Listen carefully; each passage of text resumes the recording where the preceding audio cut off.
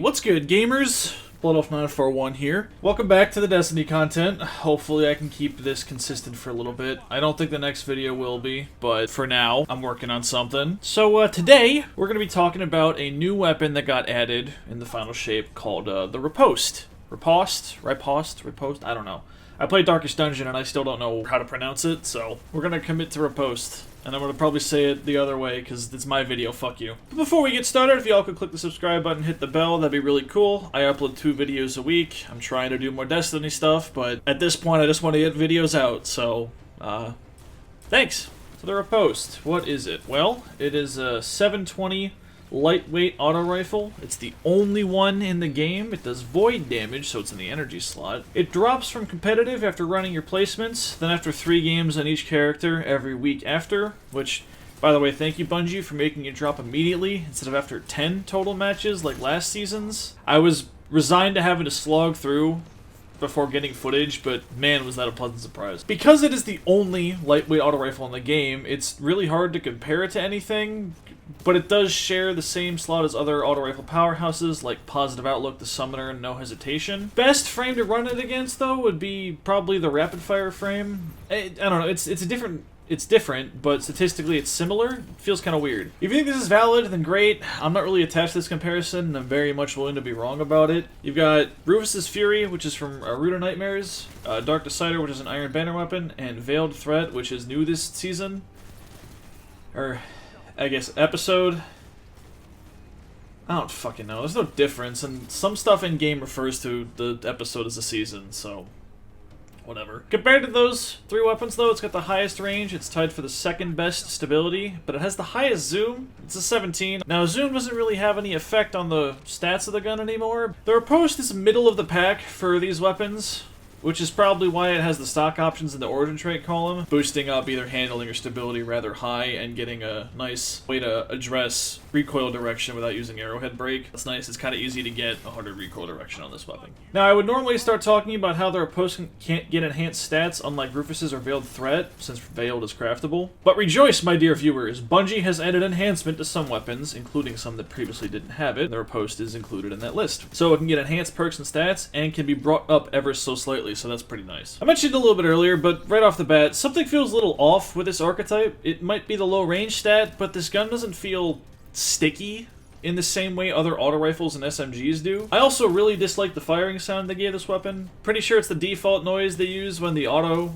isn't loaded in fully yet, like when the model's like all that sparkly shit. You'll see that a couple of times in this, I think, because that's been happening a lot more lately. Not the gun, player models, not the point. Anyway, I'm not a fan of the firing sound. I think it's kind of lame. Do not enjoy. Going back to how this gun doesn't feel that sticky, even at closer ranges, I feel like I'm getting outgunned by 600s. It probably doesn't help that the servers seem exceptionally fucking bad, but it's worth mentioning since this is a review based on first-hand experience.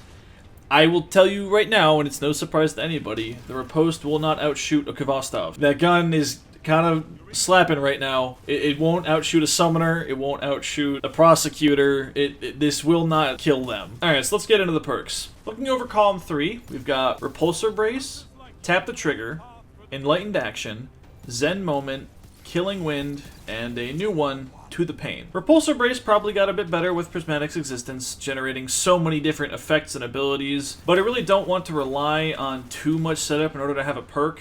It's great for PvE and kind of pairs with destabilizing rounds. Emphasis on kind of. Tap the Trigger is really good. 40 extra stability at the start is great, though the recoil isn't that absurd on this auto. Enlightened Action is overkill since the archetype has really good handling at a base. Now, the numbers might not look that way, but that lightweight frame, it feels really snappy. This isn't a high-impact pulse. I don't think handling is that important of a stat to worry about on this weapon. Zen Moment might be tied with Tap the Trigger for the best option, just in a neutral sense. Really keeps everything on target through flinch. I might not be sticking to targets, but I'm not missing shots as a result of getting flinched once I got this stacked up at least 3 times, so it's pretty nice. Killing Wind is never bad if you're trying to chain, especially in 6s, though the mobility boost might not be something you even want or can take advantage of, depending on your class. Pairs well with other chaining options in 4, though, because there's a couple of those, and that's pretty nice. To the Pain might be good. We don't have the stats for what it can actually do in D2 Foundry yet, so I can't give accurate adjustments at this time, but like I said before with Enlightened Action, handling is not something that you really really need to worry about increasing on this weapon. And the aim assist is nice. I don't see it mattering so much on a fully automatic weapon like this one. I think your best options in column 3 are Zen Moment or Tap the Trigger, killing when if you're going for chaining. In column 4, you've got stabilizing rounds, target lock, dynamic sway reduction, desperate measures, encore, and kill clip. Take pretty much everything I said about repulsor brace and copy paste it here for the stabilizing rounds. Pairs really well with the other one, probably boosted by prismatic,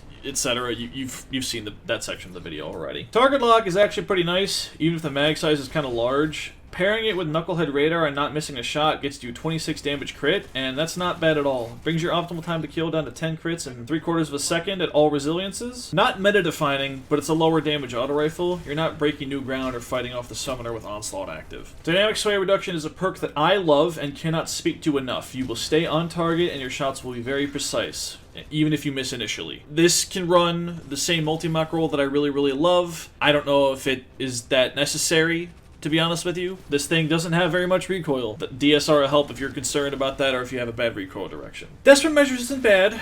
Prismatic energy generation and synergies make it so that you're likely to get some kind of ability kill after your first gun one. And I've said it before, but I like when perks encourage minigames that want you to utilize your entire kit. It's just, I don't like chaining perks all that much. That being said, Encore is a fantastic perk for pushing your ranges super far. After 2 crit kills and having Killing Wind active, you get up to 74 range and 84 stability, really just pushing that into the stratosphere. It's really nice. Encore is a very good perk and something that should be looked into for chaining. Kill Clip is a tried and true. 25% damage bonus will never be awful on weapons like this. It's better for 6s than 3s, but it's still a great option. Honestly, there's really only one bad choice in column 4, and it still might have a use case, and it's the stabilizing rounds. Which, well, as we're all aware, it's better for PvE than PvP by a country fucking mile, but if you're weird and capable, you could probably make it work. The perk selection on this gun is great.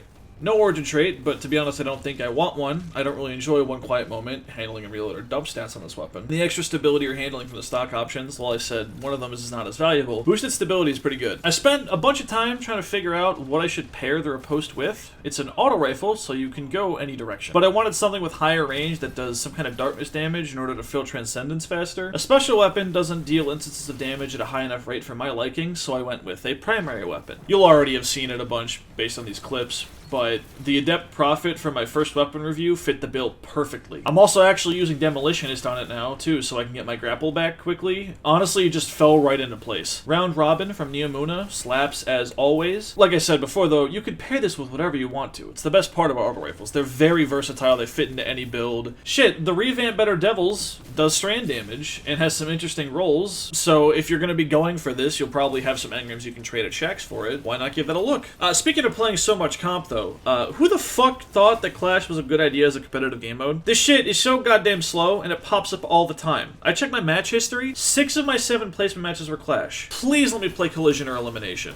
Holy shit, I hate it. Overall, though, the Riposte is just weird. It's not winning at close range against any SMG. It's 50-50 at close to mid-range against other auto rifles. It's not outgunning any 140 or lower rate of fire hand cannon at mid to long range, and it's sure as shit not fighting anything at scout rifle or high impact ranges. There's a sweet spot right outside of SMG range that feels maybe not good, but better. If you can space really well and know how to position perfectly, it becomes just acceptable. So, as a result, the next question should be, well, should I even spend my time in the comp playlist to get a roll that I might want? I don't know. You're not likely to get any bad rolls. So, if you're looking for a gun that you will perform to the best of its ability, no matter what drop, no matter what roll you have, yes, I guess. But realistically, unless you're interested in trying out new stuff, I don't think you'll want this over any of the other auto rifle options that are less annoying to farm for. It's unique, being the only lightweight auto rifle in the game, and that matters to people like me who like oddities. And I also expect some kind of buff to come out in the future for this archetype to distinguish its role in the sandbox. It's a little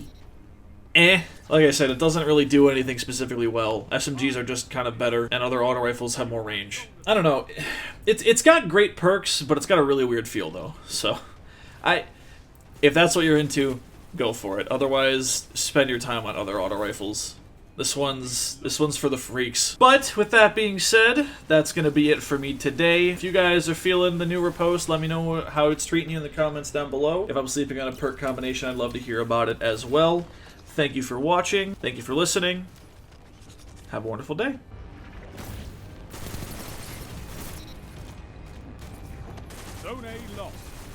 have advantage.